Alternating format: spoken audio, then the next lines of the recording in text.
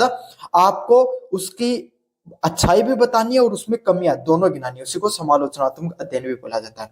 एक होता है विस्तृत अध्ययन करना। विस्तृत अध्ययन मतलब उसकी सारी अच्छाइयों के बारे में बताना है, उसमें क्या क्या अच्छी चीजें।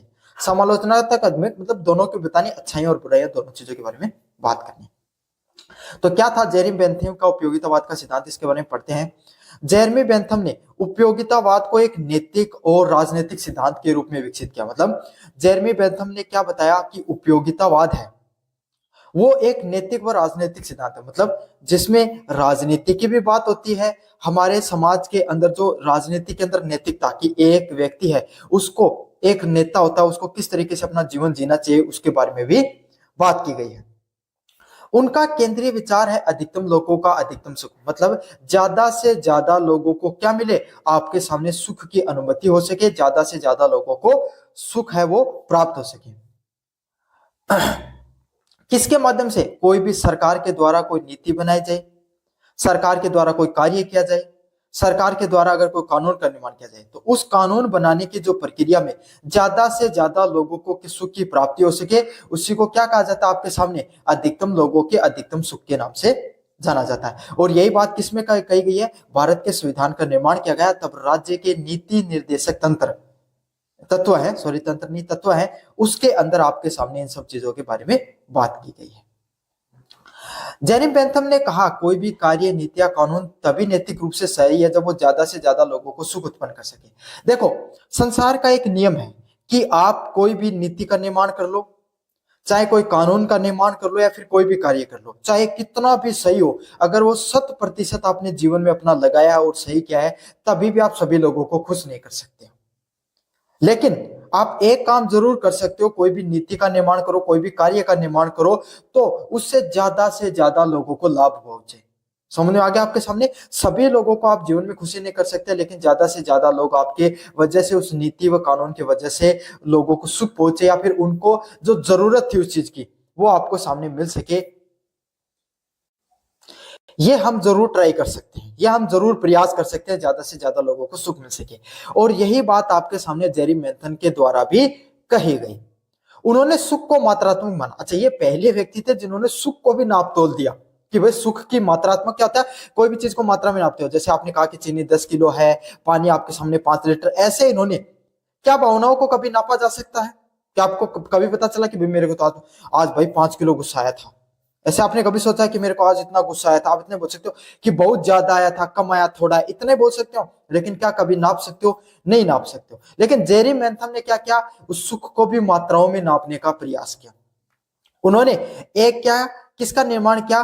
फिलोसफिक कैलकुलस, एक सुख मापी। सुख मापी क्या है? एक ऐसा यंत्र जिसके माध्यम से आपको कोई भी नीति, कोई भी विज्ञान के माध्यम से कितना आपके सामने क्या हो रहा है, आपको सुख मिल रहा है, उसको सुख माप, उसी यंत्र के माध्यम से सुख मापी कैलकुलस बोला, जिसके माध्यम से आपको क्या, कितना सुख प्राप्त होगा उसके बारे में कैलकुलेट करने का इन्होंने प्रयास किया। इस जो सुख मापी कैलकुलस है, इससे सुख कितनी तीव्रता से मिला आपको, कितनी देर तक मिला, सब चीज पता चल रही थी। इससे आप सुख कितने, आपको कितना सुख मिलेगा, इसके बारे में आप क्या कर सकते हो? माप सकते हो।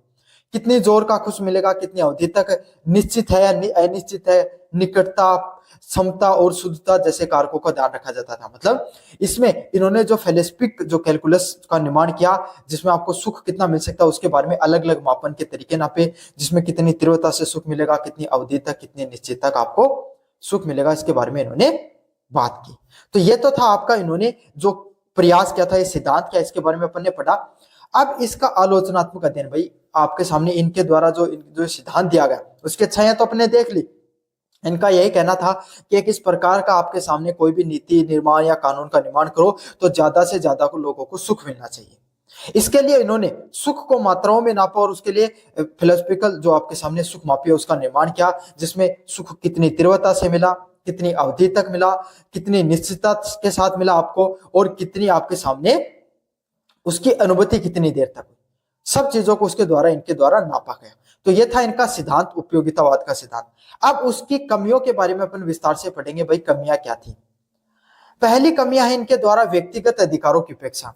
यह सिद्धांत अल्पसंख्यकों या व्यक्तिगत अधिकारों की कीमत पर बहुमत को, सुख को प्राथमिकता देता। मतलब इनका भी आपके सामने जो सिद्धांत है वो किस चीज पर काम करता है कि ज्यादा से ज्यादा लोगों को क्या होना चाहिए, सुख की अनुभूति होनी चाहिए। बहुसंख्यक लोगों की बात करता है, ज्यादा से ज्यादा लोगों के सुख की बात करता है, ज्यादा से ज्यादा लोगों के सुख की बात करता है। मान लीजिए समाज में एक एक्स कम्युनिटी है और समाज में वाई कम्युनिटी। एक्स कम्युनिटी के 40 लोग हैं और वाई कम्युनिटी के 10 लोग हैं। समझ में आ गया? सरकार ने इस प्रकार की नीति का निर्माण किया कि इन 40 लोगों का भला हो गया ताकि उनको ये 40 लोग वोट दे सके। सरकार ने इन 10 लोगों को नुकसान पहुंचाकर इन 10 लोगों को लाभ देने का प्रयास किया, तो क्या वो वास्तविक सुख होगा कोई समाज के लिए? क्या वहां से समाज में आपके सामने एकता उत्पन्न होगी? नहीं होगी। क्यों? क्योंकि भाई चाहे ये लोग 10 लोग हैं लेकिन इनकी भावना भी तो मायने रखती है ना, इनके भी कुछ व्यक्तिगत मौलिक अधिकार है, इनके भी कुछ व्यक्तिगत आपके सामने भावनाएं हैं। समझ में आ गया? तो यही इस सिद्धांत की सबसे बड़ी कमी यही है कि ये बहुसंख्यक लोगों की बात करता है और व्यक्तिगत अधिकारों की बात करता है। जो क्या कहता है, जिसकी क्या है, जिसको जितनी ज्यादा बहुमत में सुख मिलेगा उसी को नीति लागू कर देनी चाहिए। अगले वाला कमजोरी है सुख का मापन।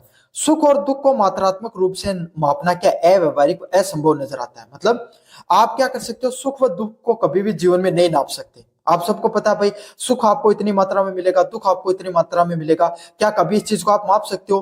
कभी नहीं नाप सकते। ये एक प्रकार का अव्यवहारिक और असंभव समापन है।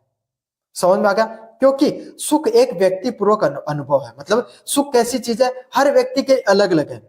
हो सकता है आपको सुख अलग अलग व्यक्ति के लिए अलग अलग। कोई व्यक्ति को बाहर जाकर घूमना फिरना अच्छा लगता है, उसके लिए वो सुख है। किसी व्यक्ति को घर पर रहना अच्छा लगता है, उसके लिए वो सुख हो सकता है। किसी को पढ़ना अच्छा लगता है, किसी को बिल्कुल अच्छा नहीं लगता है। समझना? किसी को सारे दिन किताबें पढ़ने में वो आनंद आता है जो और कोई काम करने में नहीं आता है। हो सकता है कोई व्यक्ति को बिल्कुल काम पसंद नहीं। तो सुख और दुख किसी चीज में आपको मिलेगा, उसको मात्राओं में नापना तो बिल्कुल अव्यवहारिक है। क्यों? भावनाओं को आप कभी जीवन में आप नाप ही नहीं सकते मात्राओं में। यह बिल्कुल अव्यवहारिक, अप्रासंगिक दिखाई देता है और लगभग असंभव सी भी चीज है, क्योंकि सुख एक व्यक्तिपरक है। मतलब सुख क्या होता है, व्यक्तिपरक क्या होता है, हर व्यक्ति के लिए अलग अलग है। आपके लिए कुछ और हो सकता है, किसी और के लिए वो कुछ और हो सकता है, और किसी और व्यक्ति के लिए वो चीज और हो सकती है। अगला है गुणवत्ता का भाव। यह सुख की गुणवत्ता को अनदेखी करता है। मतलब कोई भी व्यक्ति को हो सकता है सुख की गुणवत्ता क्या, भाई आपको सरकार ने कोई नीति का निर्माण किया, उससे फायदा तो हो रहा है। देखो काफी बार लोग क्या करते हैं, भारत में लोकतंत्र है, भारत में जब 3 कैंडिडेट खड़े हैं, है ना, तो लोग क्या कहते हैं, भाई पसंद तो मुझे ये भी नहीं है, पसंद तो मुझे ये भी नहीं है, पसंद तो मुझे ये भी नहीं है। लेकिन क्या करें, मजबूरी में किसी एक को, जो इन तीनों में कम खराब, उसको चुनना पड़ेगा। सुना होगा ना आपने, सरकार की जो नीतियों का निर्माण किया, भाई हमें तो बिल्कुल पसंद नहीं है, लेकिन क्या करें, आप निर्माण कर दिया तो हमें उनको चुनना पड़ेगा। तो यही है, इसी को सुख की गुणवत्ता बोला जाता है। मतलब वो व्यक्ति जो इन चुनाव कर रहा है, इन व्यक्तियों को वो सुखी नहीं है, लेकिन आपके सामने वो कम जो गलत चीज है उसको चुनाव कर रहा है। तो यही है सुख की गुणवत्ता। इसी चीज को कहा जाता है आपके सामने कि जो सुख को आप, जो जेरी बेंथम ने सिर्फ मात्राओं में नाप दिया कि 5 किलो 10 किलो इस हिसाब से कितनी तीव्रता के लिए कितनी समय के लिए मिला, लेकिन क्या वो सुख गुणात्मक रूप से था? गुणात्मक मतलब क्या उसको जो सुख मिला क्या वो वास्तविक था या फिर क्षणिक था? जैसे कि बौद्धिक सुख शारीरिक सुख को समान मानता है। मतलब जो मानसिक रूप से शांति है और शारीरिक रूप की शांति है, क्या वो समान है? असमान है? वो सब चीजों पर अलग करती है। अगले वाला पॉइंट है नैतिकता का भाव। यह केवल परिणामों पर ध्यान देता है, केंद्रित करता है, जबकि कार्य के पीछे के इरादे व नैतिक शुद्धता की उपेक्षा करता है। अगर हम विस्तार से बात करें, जो इन सब चीजों के जो परिणाम होते हैं वो उन सब चीजों पर ध्यान केंद्रित करता है, भाई एंड रिजल्ट पर। कोई भी काम है, कोई भी नीति का निर्माण किया गया, उसके आखिरी में आपके सामने लोगों को क्या सुख मिला है नहीं मिला, इस चीज पे काम करता है, जबकि कार्य के पीछे जो इरादा है वह नैतिकता वो शुद्ध है या नहीं। काफी बार नेता क्या करते हैं, आपके सामने 10,000 आपके सामने कुछ 1,000 रुपए बांट दिए, 2,000 रुपए बांट दिए, जनता को रुपए मिलकर खुशी तो मिलेगी, सुख भी मिलेगा, लेकिन उससे क्या होगा, क्या उन जनता का वास्तविक विकास हो रहा है? बिल्कुल नहीं हो रहा है। समझ में आ गया? बल्कि वो जो आपके सामने आपने 2,000 रुपए लेकर आप खुश तो हो गए कि हमें 2,000 रुपए सरकार ने दिए, लेकिन सरकार वही टैक्स के रूप में, आपके जीएसटी के रूप में आपसे वसूल लेती है। उतनी महंगाई बढ़ जाती है, उतनी आपके सामने जो वो 2,000 रुपए अगर आपके सामने आपकी जो सरकार महंगाई को कम करने में लगाती है, सरकार शिक्षा पे लगाती, सरकार स्वास्थ्य पे लगाती, सरकार और कोई योजना पर लगाती, तो आपको अप्रत्यक्ष रूप से सुख प्राप्त होता।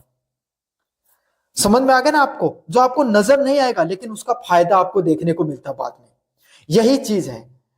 समझ में आ रही है आपको? अच्छे से राजनीति को समझना, राजनीति विज्ञान को विद्यार्थी हो, आप अपने आसपास के जीवन में जो घटनाएं घटित हो रही है उसके माध्यम से चीजों को समझो। तो यही है। जेरी मैथम ने तो वो 2000 रुपए वाली बात कर दी कि किसी को पहले 2000 रुपए दे दो, बस व्यक्ति खुश हो जाएगा, अच्छी मात्रा में इसको खुशी मिल गई। लेकिन क्या वो राजनेताओं का इरादा नैतिक है या अनैतिक है? नहीं है कोई इसमें, वो सिर्फ अपनी सत्ता में आना चाहते हैं। अगले वाला पॉइंट है भविष्य की अनिश्चितता।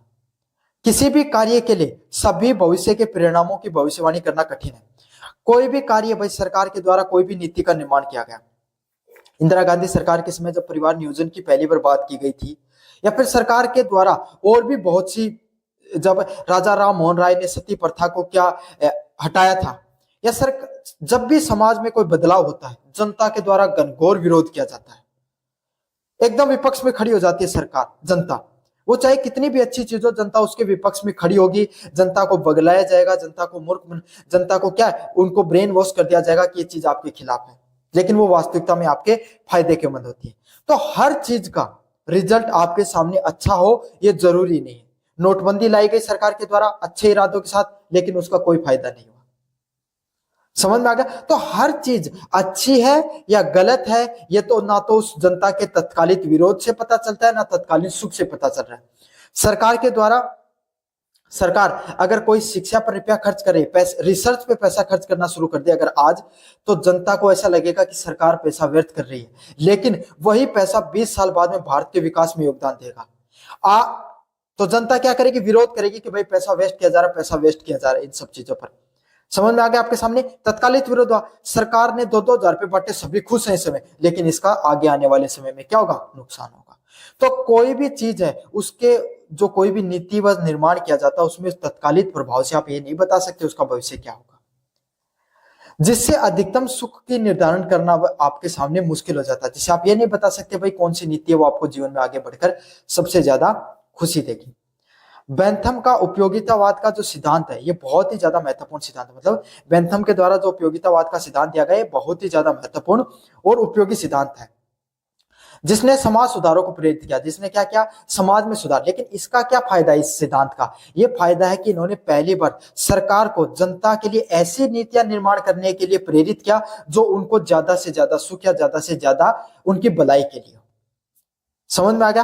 हो सकता है नैतिक अनैतिकता की बात बाद में आती है, लेकिन इनके द्वारा जो सिद्धांत है उसमें राजनीति को एक अलग सिद्धांत दिया कि इस प्रकार की नीतियों का निर्माण करो जिससे जनता को ज्यादा सुख प्रदान हो। तो ये था आपके सामने जेरी बेंथम का उपयोगितावाद का सिद्धांत। कैसा लगा आपको जरूर से बताना, चैनल को जरूर से सब्सक्राइब कर देना। अब अपन बढ़ते हैं अगले वाले प्रश्न की तरफ। बहुत ज्यादा महत्वपूर्ण प्रश्न, ये समझ लो कि राजनीतिक विज्ञान की बात करें और कार्ल मार्क्स की बात नहीं करें, ये वैसी ही बात है भारत के स्वतंत्रता आंदोलन की बात करें और महात्मा गांधी की बात ना करें। तो कार्ल मार्क्स के कौन सा सिद्धांत है? ऐतिहासिक भौतिकवाद।